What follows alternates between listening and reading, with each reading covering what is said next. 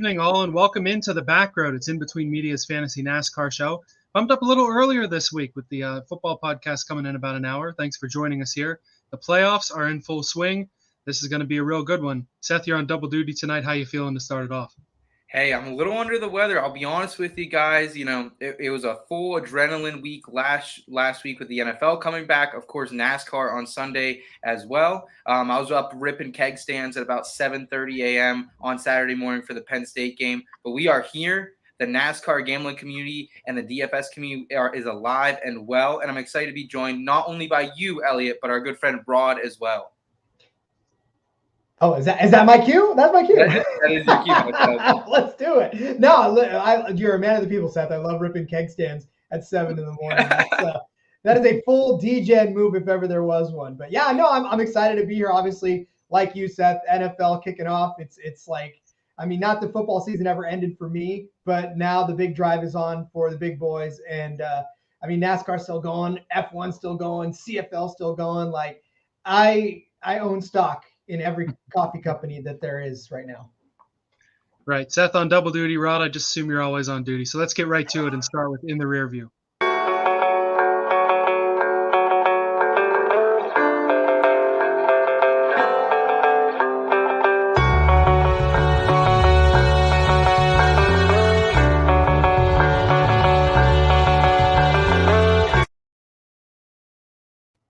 So the playoffs have started exactly as we expected. No playoff drivers win. Christopher Bell is the only one locked in.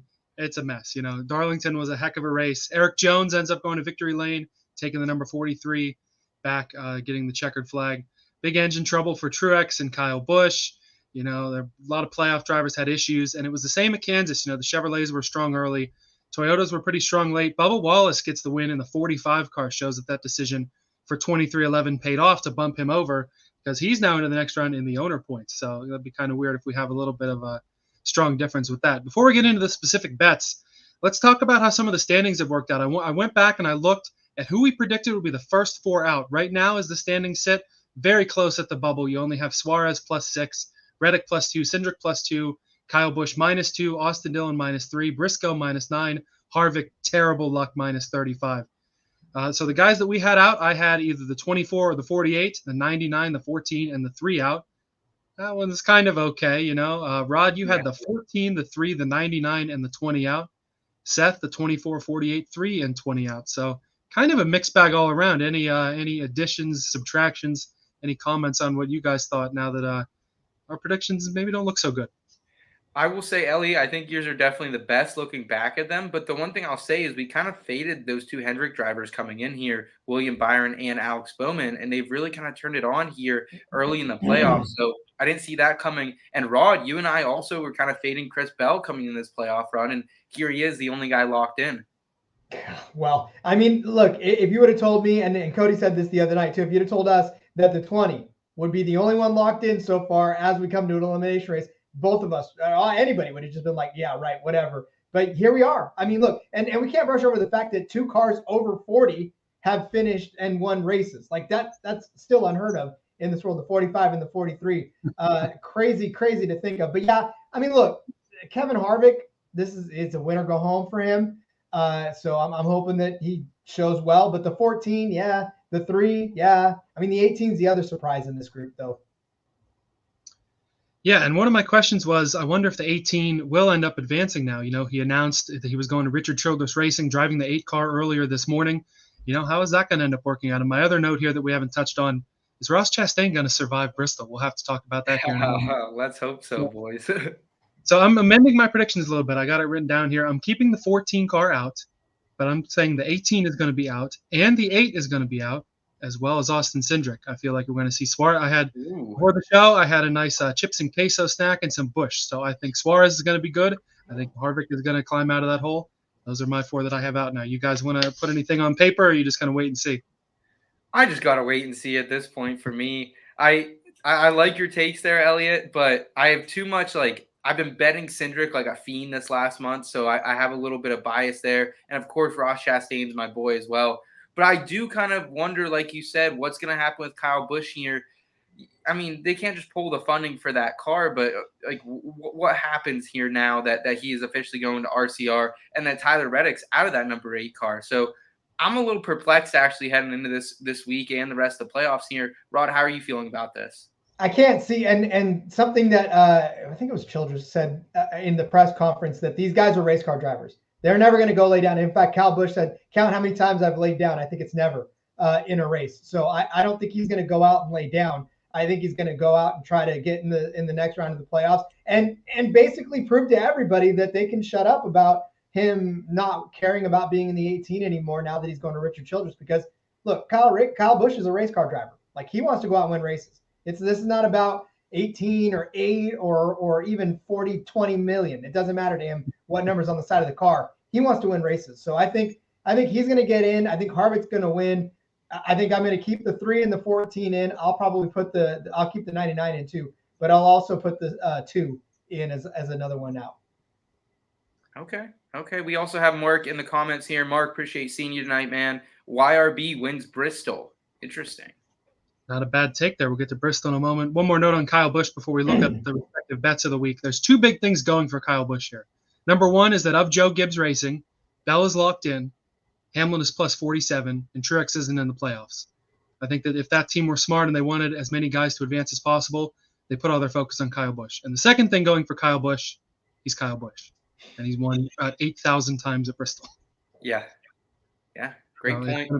Going to be a fun one. We're going to talk more about Bristol in a few minutes. Let's go through some specific bets here that you guys missed. If you got any you want to bring up from Darlington and Kansas, missed or hit. I guess I should give you guys credit. I see a lot of X's on the show sheet here, Seth.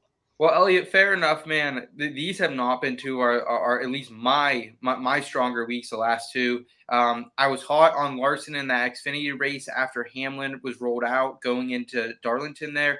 That didn't pay off. He was close at the end, but didn't nudge it out. And then I was on the Hamlin outright for the Southern 500 there and just missed on that one too. I was pretty hot on Hamlin all over. I put a top 3 and a top 5 on him, but overall kind of a bad week there at Darlington. Kansas, I was a little light. I had a lot of funds going to college football, a lot of funds going to the NFL, so I was a little bit scaled back on NASCAR betting last week. I went Cindric over Briscoe. That hit. Harvick top 10. That I thought was going to be a lock because he always gets the top 10 there at Kansas, but it did not. Rod, did you fare any better than my friend?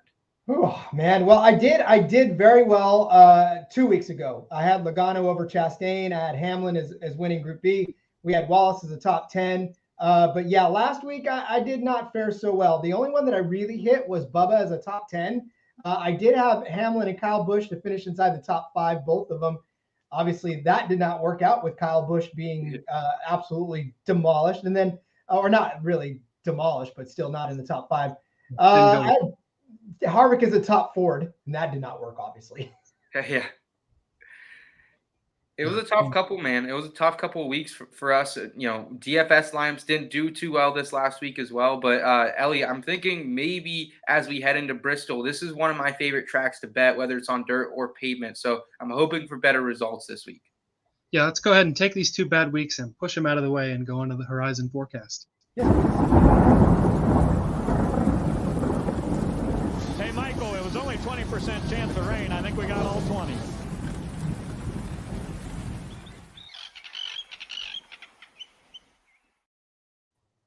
So we always talk about how the Daytonas and Talladegas are usually the craziest races of the year. I think that this Bristol sets up for the ultimate absolute nuts day. You're back at the last great Coliseum. It's the first race on the Bristol pavement with the next gen. We've seen the last few years in these elimination races, whether it be even in Xfinity for their playoffs or for Bristol for the round of 16 elimination. It's been ridiculous. And to be honest, I expect nothing less this coming weekend. Rod, how are you feeling heading into this? Because this is one that honestly I'm excited for it more than I feel like most races. But as Elliot said, it is a little unpredictable with us going to pavement here at Bristol with the next gen. Yeah, and to be honest with you, this is where we're going to see we've seen chaos, obviously, the last 2 weeks. So I'm not expecting anything less than that. I don't think this is going to settle down. Again, there's a lot of storylines playing itself out here, and in that the drivers have to get into the next round, that, there's still owner points to be had, as we saw last week with Bubba Wallace. So, I mean, no one's playing nice. And we've seen over the last couple of weeks no one's going to play nice. So there's going to be a lot of bumpers on rear ends. And I think we're just going to see so much more aggression this week than we did even in the dirt. I mean, the dirt, you kind of can't help it because you're sliding around, you're going to get binged and banged here and there. But now with no dirt, you can actually control the car a little better, which means these guys can control how aggressive they are. I agree with you, Rod. And, there are a couple things I think we do know heading into this Bristol. We can count Rowdy in. This is Bristol. He's always great here. Joey Logano is going to be a factor of this. And keep an eye on those Hendrick cars unloading well. Last year, they all finished in the top 5 on pavement here, except for Chase Elliott, and that was that Harvick altercation as well. We all kind of know that storyline. And even looking earlier here in the year as well, they all finished top 10 at Bristol, the Hendricks cars, except Willie B on dirt. So I think Hendricks is going to unload well. I'm excited to see kind of how practice and qualifying play out here later this week. But I think Hendricks, you can count those guys in, Rowdy and Logano. I think they're definitely the favorites looking at this one. Yeah, I've got 3 particulars to look for here as potential favorites. I think Kevin Harvick, you have to go with him because he's going to have to run his ass off to make it. I mean, he's minus like 35. Yes, he's not quite winner bust, but he's basically winner bust with that kind of a deficit. I think Trackhouse is going to be one to watch. Like I said earlier, I think Ross Chastain is also going to have to run his ass off because it's very easy to just kind of bump somebody out of the way and get rid of them and really tear up one of these cars. And Ross Chastain has a lot of people coming for him. And I think Suarez, too, is going to have to run strong, only +6. He's got a little bit of a buffer. There are a few drivers below him, but I think Suarez is going to have to try to have a good night. And remember, even on the dirt in the race last season, he was unexpected, 4th place there, maybe 3rd place. So he's had some strong runs at Bristol. And I think Hendrick Motorsports is going to be strong, too. We've seen the 24 and the 48 wake up from their summer hibernation, which I don't know how they got that one mixed up. But so they've run really well. They're ahead of the 9 and the 5 in the points. But there's no way I see the 9 or the 5 laying down either. I think that Hendrick, and 3 of the 4 are going to have really good finishes. I think one of them is going to have a bad day. Of course, I don't want that to be the 48. It might be the 48.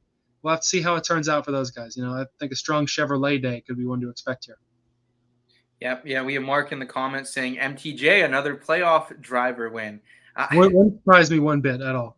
It wouldn't for me either. He is great here at Bristol, but MTJ, I just don't know if this is the one for him. I think there's too many people that are make or break here, specifically Kevin Harvick, like you said, Elliot. So I like that call by Mark.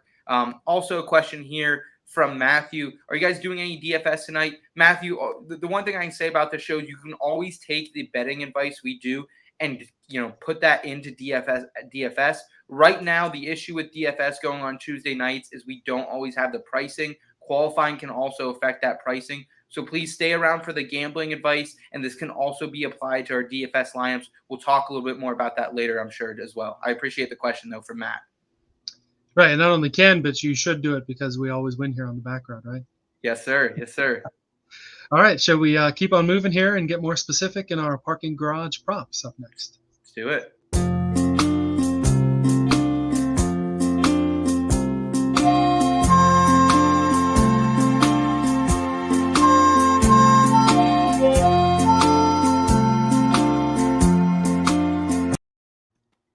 Well, I tell you what, boys, we are rolling about as fast as these cars will roll around Bristol. First time in show history, we have a hard out, and we're going for it. So hope everyone's enjoying the content here as we're about halfway through. So taking a look at the favorites board right here, we have got for the winner, Denny Hamlin as the favorite. That's maybe a little surprising, but he's run well. Then the next few names down the list, Chase Elliott, Kyle Larson, Christopher Bell, Kyle Busch, Kevin Harvick, Tyler Reddick, Joey Logano, William Byron, Ross Chastain. So basically a playoff sweep there. Guys who have all run well, guys who have won there, should have won there, that kind of deal. Who looks good on this list, or what other things are we taking this week? I thought the books crushed it this week, man. I mean, looking at these outright odds, I was thinking coming into this, maybe there'd be a guy like Kyle Busch. Maybe they wouldn't have him at prices high just because of how he's been running lately. Same thing with Kevin Harvick, and they did not disappoint. They came out here and really put on, I think, a good outright market here. Rod, what was your kind of take on these top favorites here looking at the books? Tell you what, with what I've been seeing it lately, I'm just putting the little sprinkle on Cody Ware at plus 10,000 to win. I wouldn't be that crazy. No, look, when you look at these top guys, obviously these are guys that have run well on Bristol, and you expect to see them up top. And for Denny Hamlin at plus 650, those actually pretty good odds for a winner at this track, especially what we've seen going into this, where they're plus 4, maybe plus 350, depending on what it is. Plus 650 is actually not too bad of a value for Denny Hamlin. And then, you scoot back to Kyle Larson at plus 750. That's not bad either. But I'm eyeballing the little longer shots at Kevin Harvick at plus 9. I mean, even if you want to throw Tyler Reddick in there, he's driving for his life as well. But Joey Logano at plus 1,500 won on Bristol Dirt, so maybe he can do winning on Bristol proper.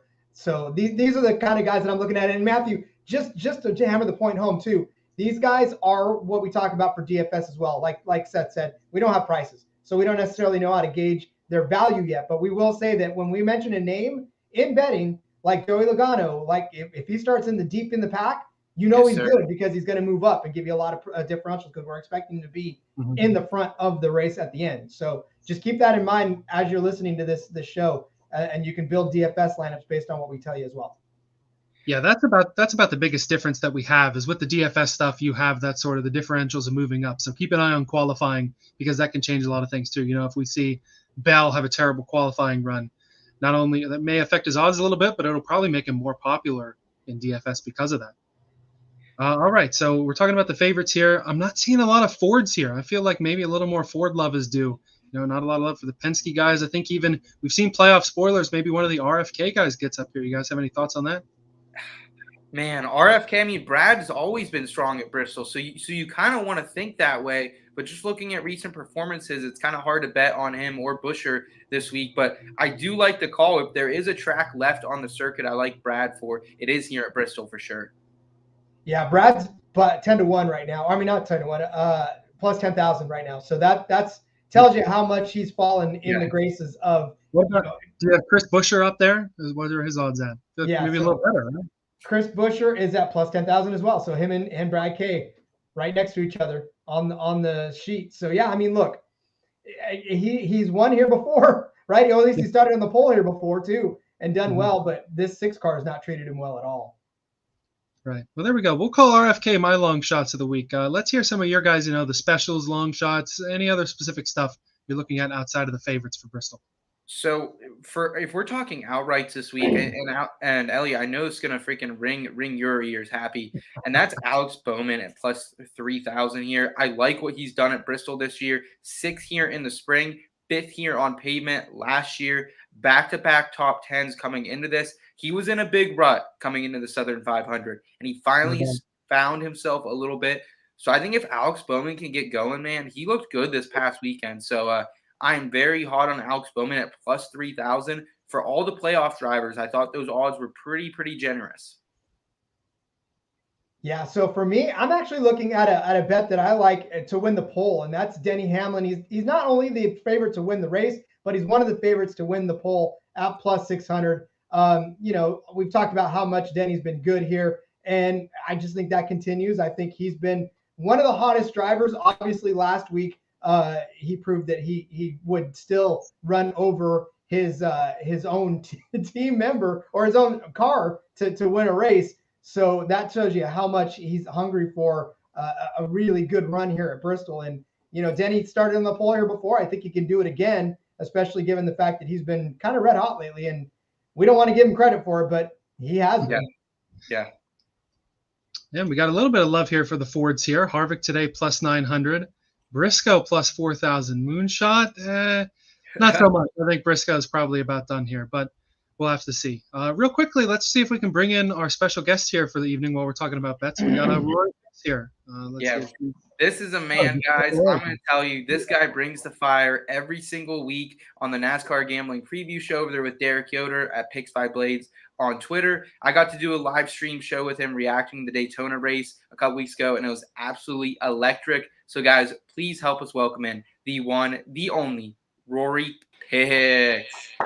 Seth, Rod, Elliot, nice to meet you. How's it going? I've been waiting to get back on with my man Rod. We had him on the show, got to meet him. I was like, I love this dude. He's got plenty of damn energy. He seems a lot like I am. Drinks espresso or some shit all day long. That's me totally. Just bring it on. I drink like 6 or 8 shots in the morning. And then usually my mom will bring me like 4 shots back because she's retired and doesn't have anything else better to do at work on break. And that's what I live off of.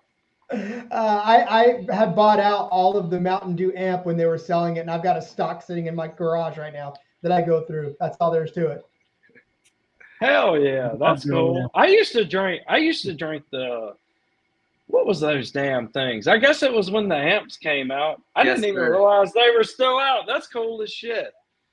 Yeah, they used to have about 8 different flavors. Being a Dell Jr. fan, I knew all about that Amp Energy. They still got 2 flavors floating around, so not a bad beverage occasionally if you need a little bit of energy. Oh, Dell Jr. was my guy. Like, I was a big Dell Jr. fan, all the way from the Xfinity series. Huh? I said, I like this guy. We got this dude down here, Yeah, I mean, it was one of those things, too. I grew up in a Ford family. I always pulled for Ford drivers.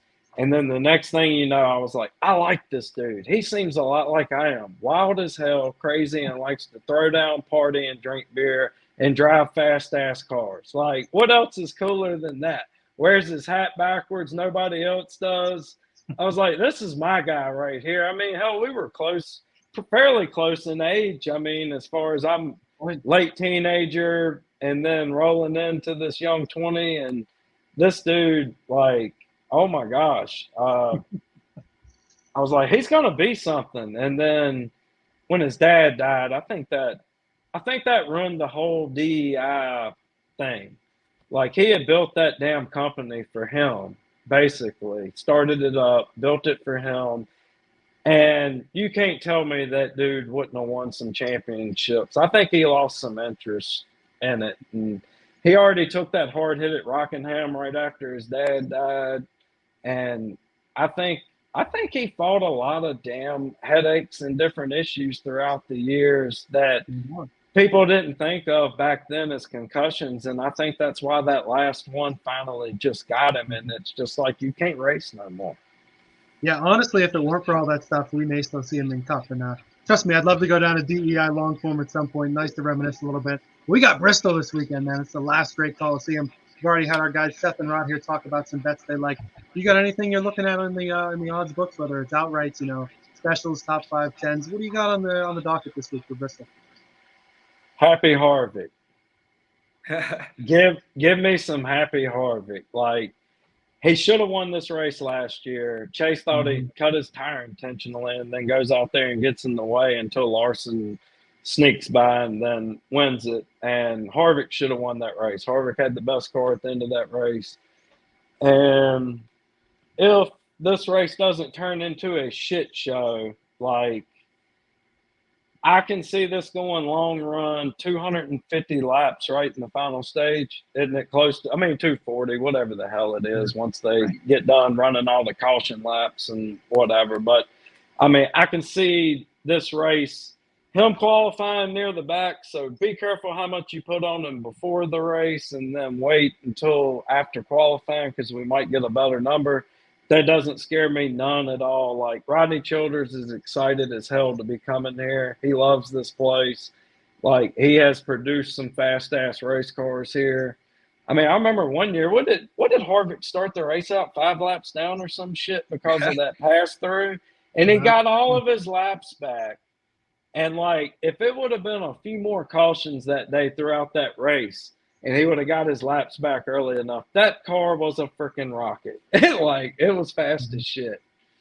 Yeah, he's basically in a must-win scenario this week, too. Go ahead, Seth. That'll make it quick. No, absolutely. And I agree with Rory here. And he said if he doesn't qualify well, keep an eye on that line changing a little bit. For your DFS lines, keep that in mind as well. Harvick's probably a good person to target. He might not qualify super high up. So getting those differential points in your DK lineups might be pivotal for that as well. Yeah, I like him. I kind of like old Joey Logano this week. I just got off with flag hunting in them, and I think that's who they're on, who Chris likes. And I was like, that's not a bad pick at all because, if he could win the race, naturally, long run, everything happens. Or he's also that type of guy, let's say maybe he doesn't show up with long run speed and this race turns into a shit show. He's one of the best there is at restarts. Like he gets He's on got the out there. mentality. He'll take it from you too. He'll take it from you on the last. Oh, lap. absolutely. I love that about him. When I got money on him, I have full confidence that he's gonna punch your ass. Like, and Well, I'm we saw it perfectly firsthand at fine. Darlington in the spring with Byron. He punted his ass quite literally. I mean, I'm perfectly fine with that. Like, he scares the hell out of you though if he gets behind your guy that's an outright and you ain't got no money on him, because you're like, this guy ain't gonna play around. They got a green white checkered. Holy hell, here we go. Like, we're gonna be in for a damn surprise here. Well, not really a surprise, but the other driver's gonna be in for a surprise, maybe a little bit. I don't know. I look at Joey and people know Joey. Like, Joey drives clean for the most part, I feel like. Joey just gets excited when he sees checkers. It's like, checkers are wreckers, baby. And I'm not going to be the one wrecking. Plus 1,500, Rod kind of pointed out earlier, too. Those are pretty good odds for someone who's won here like Joey Logano has and has been so consistent this season and in the playoffs already. Yeah, and that's what I'm saying, Rory. You're just singing my song right there, buddy. You picked Logano, right? As I was saying, that I think Logano's a very sneaky little play there, especially, man, plus 1,500. You got to put something on that. Oh, absolutely. And I haven't looked at all of it. I just know a few people. I know a few people that I just have an eye on for this week. Like, and that's what I'm rolling with. I mean, it just is one of those things I've been saying. I'm going to take Harvick at Bristol from earlier in the year when Bristol comes up, and that's who I'm sticking with. Like, I have no doubt that he hasn't had fast race cars the past 2 weeks because the fucking car caught on fire at Darlington. Like, what do you do about that? I mean, how about it? I mean, he not saying, and the penalty that put him back at the rear of the field again. And he's got to come back through the field, gets back into the top 10, car catches on fire. If you minus all those, I feel like he's top 5, 2 winning last week. Well, week before last. Mm-hmm. Yeah, he's had the worst luck of any of the playoff guys for sure. Rod, kind of looking at these top 5, top 10 lines, there are some pretty good ones that I'm attacking here. Do you have any of those or any DK specials you're going after this week here? So I was looking at the top threes, and I actually like Chase Elliott at plus 200 as a top 3 car. I think that he's got a lot to prove again this week too, just like everybody else in this playoff. He started with a gigantic cushion. Like, I mean, we all thought, in fact, you couldn't even bet on him to be advancing into the next round because they locked it. Like, right when it got going, they were like, no, you can't bet on that. Well, after the first race, they're like, well, we're done. Okay, I guess you can kind of bet on this now. So he's got to do this now. I mean, he's got to lock this up. And a top 3 finish, I don't think he's going to win, but a top 3 finish is going to help get him there more safely than the last couple of weeks have been for Chase Elliott. So he's a man on a mission, and he's going to have to get himself in the top 3 if he wants to make any sort of comfortable transition into the next round. So I like that at plus 200. I really like that you're getting, such great odds on that value there. As I said, I like Hendricks coming off here. Bowman plus 100 for a top 10. I'm locking that in if I'm already riding with Bowman on the outright. And then how about Daniel Suarez here? Elliot, you already kind of mentioned Suarez on the bubble here. Well, this is a good track for him. He comes into this with a nice run out of Kansas, 12th here in the spring, and he has the 9th best finishing average at Bristol among all active drivers in this field. So I like Suarez for a top 10 at plus 150 as well. Him and Bowman are 2 guys that I kind of like to sneak in there. Yeah, and in terms of Chase Elliott, I'll even throw Kyle Larson in there too for guys that, they have a decent cushion, plus 28 and plus 27. Unless they DNF, basically, they're going to be in good shape, but that cushion can go away quite quickly, and those cars have been trending much more downward than the teammates, the 24 and the 48. So even just a good run, even if it just builds up confidence, they both have pretty decent playoff points leads that they will take and get their seeding back into the next round, but they got to make it there first. And I think that neither of them go to sleep. Can we just acknowledge for a second that the 9 and the 5 have not been doing as well as the 48 and the 24 in this? Right. What kind of backwards world are we? That's almost exactly the point I made on the last episode, is that 24-48 ran like trash most of the summer, and that it was going to be a thing with Hendrick. I didn't think that the 9 and the 5 were going to be quite Sorry, I lost my train of thought there. So I didn't think the 9 and the 5 were going to be this much worse than the 24 and the 48 is what I'm trying to say. But I mean, the HMS, it's almost kind of a salt shaker. Where are these guys going to end up? I think they're all going to be strong. Like I said, 3 going to have a good run. We're going to have some bad luck with one of them, and we'll have to wait and see which one that is. Rory, looking at these matchups and groups coming up, I know you guys are going to get a little more into it on Derek's show tomorrow, but are there any that stick out to you, any matchups that you think you are going to be attacking here going to Bristol here tonight? I kind of like that Kevin Harvick minus 108 over Kyle Busch. I'm not knocking Kyle's talent or whatever, but I mean, he hasn't been very good since all this stuff started happening, and at very random places he ends up being good at. And even though he has been dominant here at Bristol in the past, like it was a long time ago, really, when he used to be dominant here. The finishes ain't stacked up, and I can only remember him 3 or 4 times, like really running well here. Like sometimes it's just been just not a very fast race car for some reasons. Like I feel like he runs better when the bottom lane's working here. And maybe that'll be the case this weekend. I mean, I'm just looking at the value on it. Somebody that I consider like I'm taking him to win. I think he's going to finish top 5, like no matter what, and give it hell. And then you got another guy that's like was dominating Darlin and blows up or whatever happened. I mean, I'm pretty sure it was a blow up. I know it was a mechanical issue with the motor. So if you look at those things, I could very well take that. And another one that kind of interests me is why the hell is Christopher Bell plus 158 to Bubba Wallace? I thought that too. There's a couple weird ones on Chris Bell, I thought as well. Oh my God. I did not really understand. I mean, I'm not saying Bubba couldn't go out and run good this weekend. I anticipate maybe a top 10 car, but we're talking about Bell that's been just cranking out top 5s. Mm-hmm. Well, I've put out the thought before that, some of these odds makers, how often and how much do they really watch, So there's a couple of these that are sometimes going to look a little strange for sure. I'll tell you one that I am taking over Chris Bell, and that's Larson over Bell here. Larson comes into this one 4th on dirt, won the last pavement race here. I was surprised that they were matched up here because while Chris Bell has been, solid coming into this race, his average finish position at Bristol is 19 against Larson, who's won this race, showed speed here on dirt. I think that's probably my slam dunk of the week. Rod, are you interested in that matchup or any other matchups or groups here? I am interested in that matchup. Yes, I will back your play on that. I'm actually interested in something else too that I found, and that's Toyota. I love these weekly specials because they're a lot of fun to sprinkle some stuff on. But I've got Toyota a top 1-2 finish at plus 600.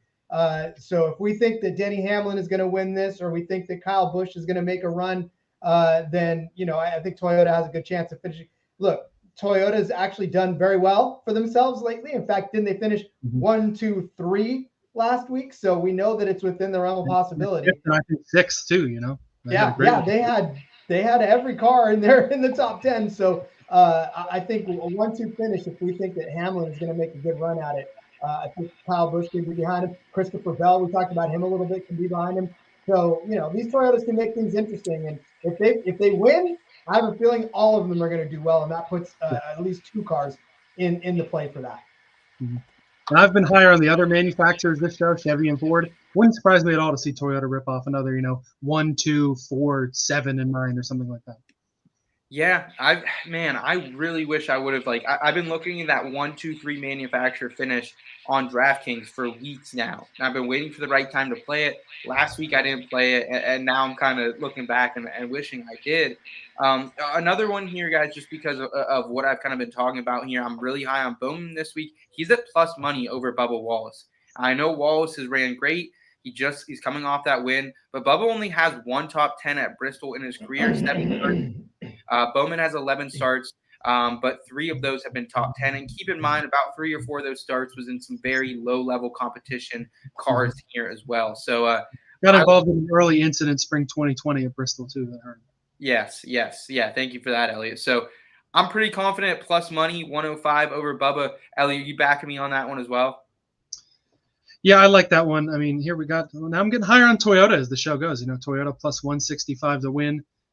I mean, Bowman has ran well. I got to have faith in my guy, so I would take that bet. I think that Bowman and Greg Ives have really woken up and they're starting to run better. Probably not going to contend for a title, but running better here and definitely worth the take. Rory, are there any other, whether it's outrights, whether it's matchups, any other drivers that we haven't talked about tonight that you think we should be looking at? Yeah. Last call for numbers. Yeah. I really like Chase Elliott coming into this week. I mean, he was good at Dover. He's been good here at Bristol in the past. Was good, last year here. I mean, I think he's going to be right up there. I agree with the top three. Like, that's awesome. Plus 225. I mean, I really think it's time for him to shine. Like, not really saying dude or whatnot, but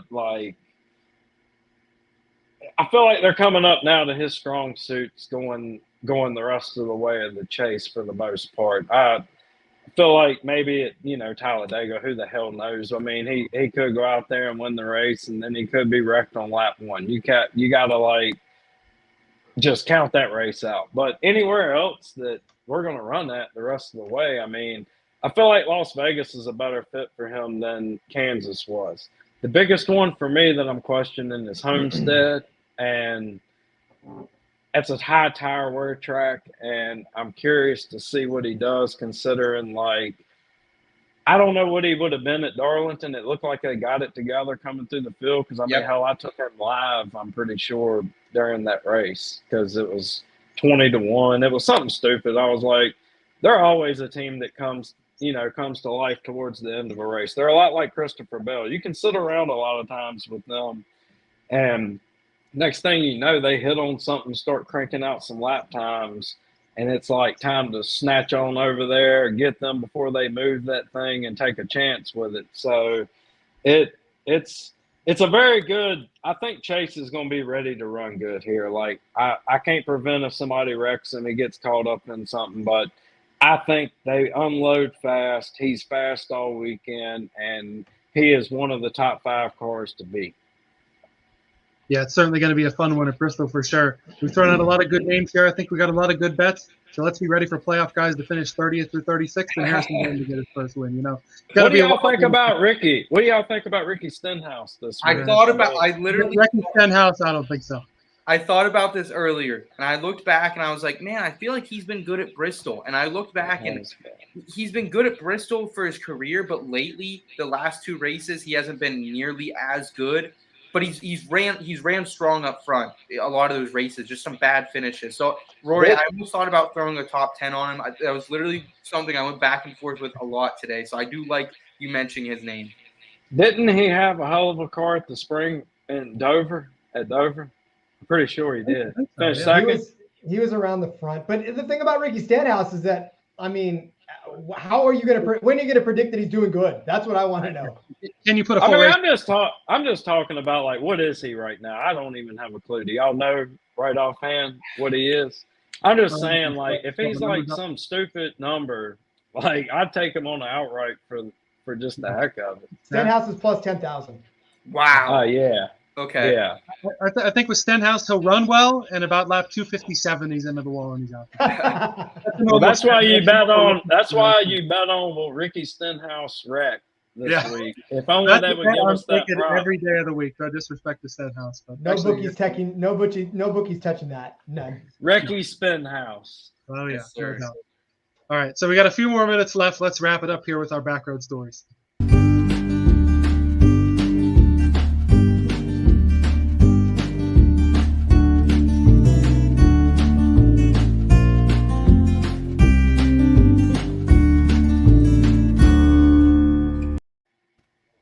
So we're keeping with the theme of a little craziness here, the topic I brought up this week. So we just had Kyle Busch announce that he is going to Richard Childress Racing to drive the number 8 car in 2023.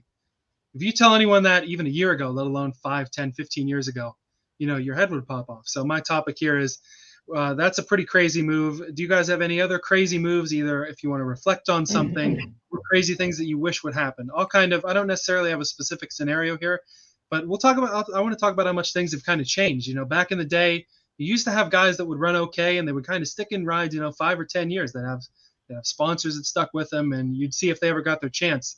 And it's much more cutthroat nowadays. That's been the craziness, is so much driver movement. You have great prospects going to entirely different manufacturers and powerhouses. You have guys with so much potential dropping down to lower level teams. And I'm sure there's a lot of really good guys, like a guy like Brandon Jones, I would think of. Brandon Jones 10, 12, 15 years ago would have been in Cup by now and would stay in Cup for a good 10 years. I don't know that he's going to get a full-time Cup ride at all. So I think that's the big craziness. I see we have a few specific scenarios in here. Kyle Busch going to the 8 is just absolutely nuts. Old Dale Jr. fans, imagine old Kyle Busch being in that 8 car someday. Just super nuts for sure. Seth, we'll start with you. What kind of crazy stuff we got? So mine here was like, I'm just trying to think outside the box. What is something that we could see here? The one is like, I just want colleague racing to start swinging big here. I thought Kyle Busch was going to be the guy. Obviously, they couldn't get that one done. But what about Josh Berry? I think Josh Berry sitting down in Xfinity. I think he is the next exciting guy. He reminds me of Dale Jr. And maybe it's just because they're friends and he races for him, but he kind of has that great, kind of came out of nowhere a couple years ago. I'm thinking maybe Josh Berry to colleague. I don't know what happens with Michael McDowell here in the next year or two. His contract expiring. So, I want colleague to swing big, get something consistent in that number 16 car. But really the outlandish one I had was, why don't we get some type of legend in here? Some type of legend that comes back and, like a car that rotates between Jeff Gordon, Clint Boyer, Dale Jr., Tony Stewart, like just something crazy. But wouldn't that be like an awesome thing for the sport? I would love that. That's like a video game move right there. That's like racing against legend. And you left out one of the greatest drivers of them all. Seth, I'm hurt that you left out Jimmy Johnson. That was He's got some new stuff going on. He's at least Carvana number 1, like number 2 car. Put that out there. That's what I'm saying. Take him out of Indy. Look, I love you, Jimmy. I love that you're running. Indy right now. But come back. Take the 48 back. Elliot, I know it's going to break your heart to see Bowman in another car. No, it's the craziest thing ever that I was a Jimmy Johnson hater for so long just because he was so good, and now I'm a 48 fan. Like, what the hell? It hurts, doesn't it? Absolutely crazy. I'd love to see the 88 come back, get that old Joe Jr. vibes in there. But go ahead, sorry, Rob. one more. If we actually have one more, I want to see AJ get a full-time ride. That's all there is to it. I want him to get back in the Cup. If Colleague doesn't take a big swing and go crazy, there's no reason AJ shouldn't be in that 16. Exactly. Rory, you got anything crazy, or you just want to comment about how nuts it is that Rowdy's in our beloved 8 car now? I think it's pretty cool. I'm laughing because I'm one of those people that I'm laughing at all the Toyota fans crying, carrying on now. They're probably pissed off, especially if that was their favorite driver and they started driving Toyotas and like they love Toyotas, or maybe they've always loved Toyotas or whatever, and now he's back over to the Chevrolet side. And hell, he's got a new fan now. Like, I've always liked Rowdy, but now I can fully pull for him because he's in a Chevrolet, and I love it. Like, this will be fun. But I'm trying to figure out what all is going to end up happening over there on that whole ordeal. Like, I've thought up different scenarios as far as, like, if they do keep Reddick around to buy a charter, it's just they had an opportunity that came available and they got a good deal on the charter, maybe at a little bit of a discount of what they might be going for eventually if you start having one of the few ones that's out there. So it would be valuable if they're thinking about moving Austin Hill up into that car, like give him one more year in Xfinity. And then now he's ready to move up to Cup, and you already have that team established for 1 year with a very good driver. And even though he's leaving, like I expect Richard Childress, if he puts him out there on the racetrack, I expect Richard Childress doesn't give a shit who wins him a championship. Like, if he's in my race car, I'm putting a fast race car out there. Like, I can't see him just putting him out there and junk with that talent. I mean, he was there for a reason. And that's because he can drive, and he got rid of Hemrick. And, like, Reddick has gotten better and better, and now this car has equalized Richard Childress's equipment versus everybody else a little bit more and put it more in the driver's hands. So he's really showing what he's capable of doing.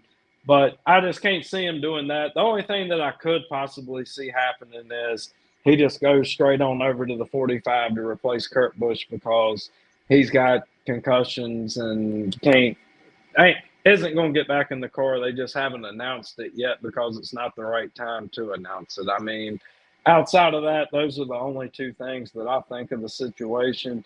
My biggest thing is then you wipe out all of the charter buying talks unless he still wants to buy that charter. And I don't know if he'll possibly move Hill up just yet into that. Maybe he's got somebody already in mind, coming up to drive it for a year to put a sponsor on it, get it up and going, and then hand it off. Yeah, we'll definitely have to touch on silly season a little more in the future here. We're about wrapping up here tonight. Rory, this has been fun. We're definitely going to get you back for a full episode here sometime. Thanks for joining us. Let our audience know where you can find stuff. Obviously, Twitter handle at Rory Picks. What else you got going on? You can get me at RoryPick69 on Instagram. Somebody stole my damn name. And it's a guy that takes photographs. And I'm like, don't you know that's PICS, not KS? Like, come on, dude. What is wrong with you? And then somebody else had it again. And I can't remember what the lowercase version of it was. But, yeah, you can catch me over there. You can catch me on Skybox NASCAR. Mark and me started up a new podcast, Lane Coin. It's on Spotify. Hopefully we'll get it on over to iTunes before long. But, I mean, all you got to do is download the Spotify app. Works perfectly fine on the Apple phone, so you're good to go. And do the Wednesday night Twitter spaces with my man Derek and Phil, Full Tank with Phil and Mark, Skybox NASCAR. And you basically can find me anywhere. I'm always on Twitter. Like, all you got to do is send me a message. I'll answer you. Well, we appreciate that, Rory. We greatly appreciate you being here, man. It is electric every time to see you on camera, on audio, all the time. So we'll definitely have you back on. Rod, where can we best support you as well? I know, football season's back, but your head and toes into racing this year, my friend. Indeed, yeah. Find me on Twitter at RJ Villagomez. Do yourself a favor, though. Listen to Rory's show. It's fantastic. You just laugh and laugh and laugh. These guys are great. But follow me on Twitter at RJ Villagomez. Link in the bio with everything that's going on there. Yeah, football, racing, F1, CFL, whatever. Tiddlywinks, Corgi Racing. I'm there. We love it. We love it. And, guys, you can catch Elliot as well. He has a column coming out next week, the week that we're off of the back road, Through the Field. Check that out. He's always got some great life advice, some great picks in there as well. And as for us here at In Between Media, we will be back in 2 weeks. Fantasy Football Podcast. If you guys are into that, we're going to be on in just about 10 minutes or so. I just want to say thanks to y'all, and I'm sorry that I'm late. I had I didn't realize y'all were doing this at 8:30. I'd already told Flag Hunting that we had to move their thing up to 7. No worries. I've had a hell of an evening. Like, I have a lot of stuff going on. Like, I was already late getting on their pod tonight. I feel like a damn doofus, but family stuff and. We went an hour earlier this week than we do normally, to accommodate things. So, hey, like I said, we're going to have you back on for a full episode. This has been a lot of fun. Seth, Rod, Rory, you guys are all busy. If you're a big football fan, stay tuned. In about 10 minutes, we're going to have the In Between Fantasy Football Podcast live here on the YouTube. But in terms of riding down the back road, we appreciate everybody taking that ride with us down that back road. You can read my column Through the Field next week, and you can see us again on the back road in 2 weeks' time. Best of luck at the last great Coliseum. Like and subscribe, guys. We appreciate you. Take care.